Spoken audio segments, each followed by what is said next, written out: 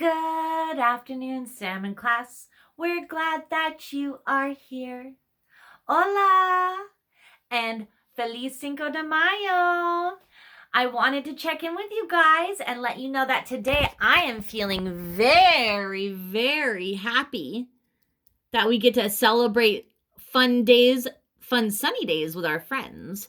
And I am also very proud of all the work that my friends and their families have been doing at home to make sure that we're still learning and growing those big, strong brains. So great job. Remember, if there's anything that you guys would like specifically, please feel free to reach out to your teachers via Facebook, the Remind app, the telephone. We gotcha, because we are all here for our friends and we all love one another. So today we're going to be talking a little bit about Mexico. Mexico is right here in Central America, right below North America, and the United States is right here. And here's us in Washington right there hanging out. They're our little country neighbors. So we wanted to say, good job on you, Mexico, for keeping your community together and for working hard, and that's what we celebrate on this day. So I wanted to read a little book. It's called The Pot That Juan Built. This book is written by Nancy Andrews Cobo, and the pictures are illustrated by David Diaz.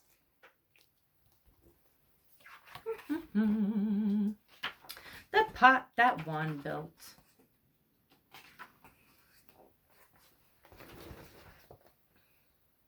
This is the pot that Juan built.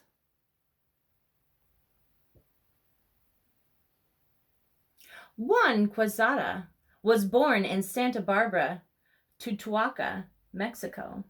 In 1940, when he was 1 year old, his family moved to Mata Ortiz, a village of dirt roads and adobe houses on the windswept plains of Chihuahua. It was there that Juan rediscovered the pottery-making windswept plains, the process of the Casas Grandes people, who had vanished from the part of Mexico 600 years ago.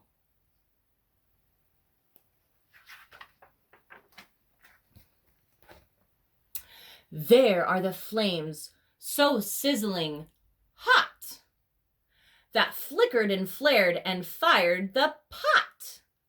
The beautiful pot that Juan built. Pot and hot. Oh, I think those are rhyming words.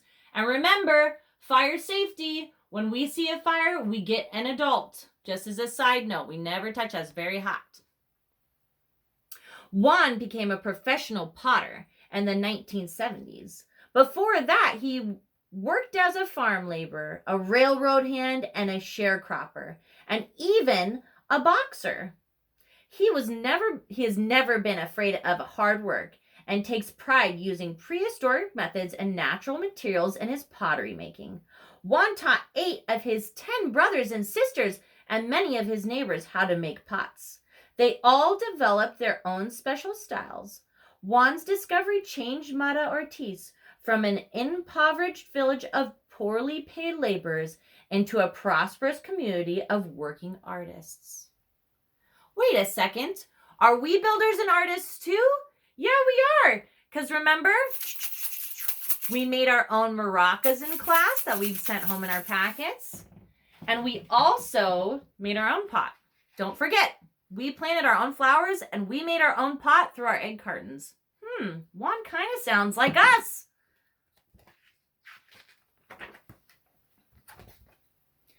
These are the cows, all white and brown, that left manure all over the ground, that fueled the flames so sizzling hot, that flickered and flared and fired the pot, the beautiful pot that Juan built. Juan's pottery is fired the traditional way, using dried cow manure for fuel. He gathers manure on the cattle range that surrounds the village of Mata Ortiz.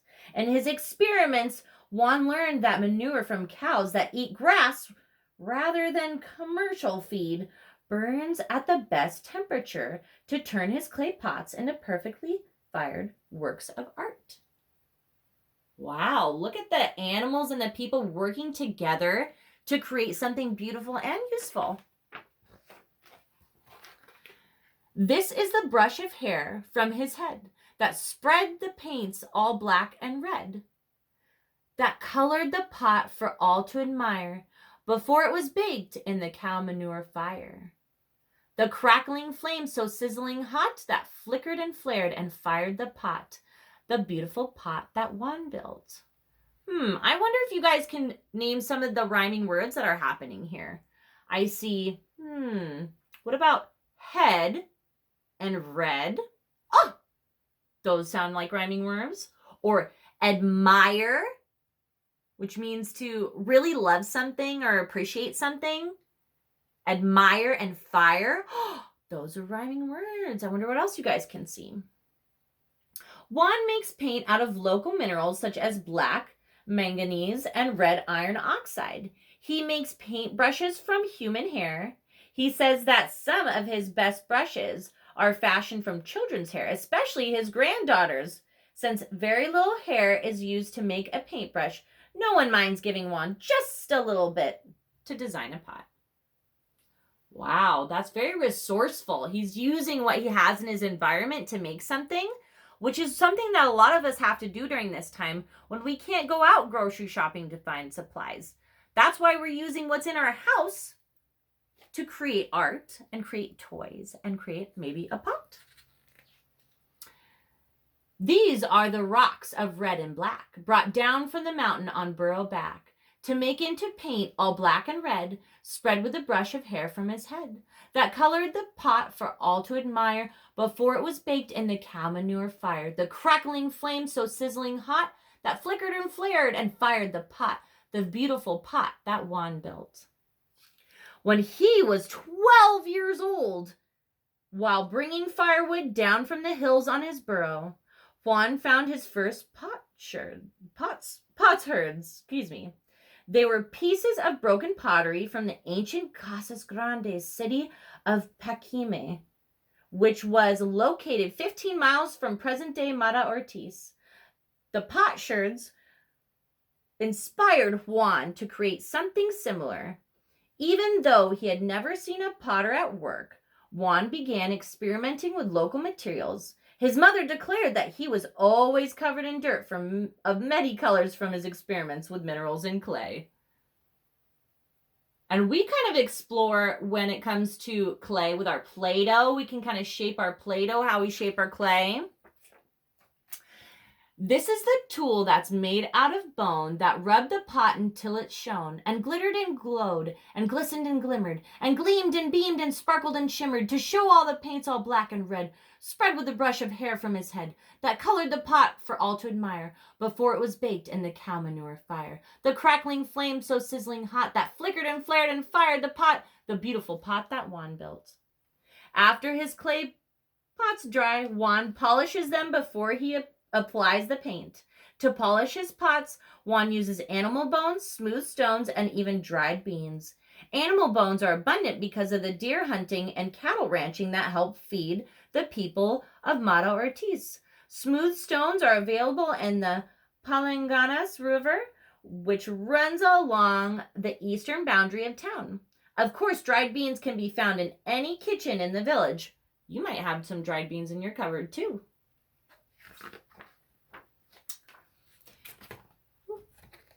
Here's the tortilla, slap, slap, pat, pat, and the sausage of clay, so slick and fat, that became the pot. Imagine that, in the wink of an eye and the blink of a cat, before it was rubbed with a piece of bone over and over it until it shone, to show off the paints all black and red, spread with a brush of hair from his head, that colored the pot for all to admire, before it was baked in the cow manure fire. The crackling flame so sizzling hot, that flickered and flared and fired the pot, the beautiful pot that Juan built.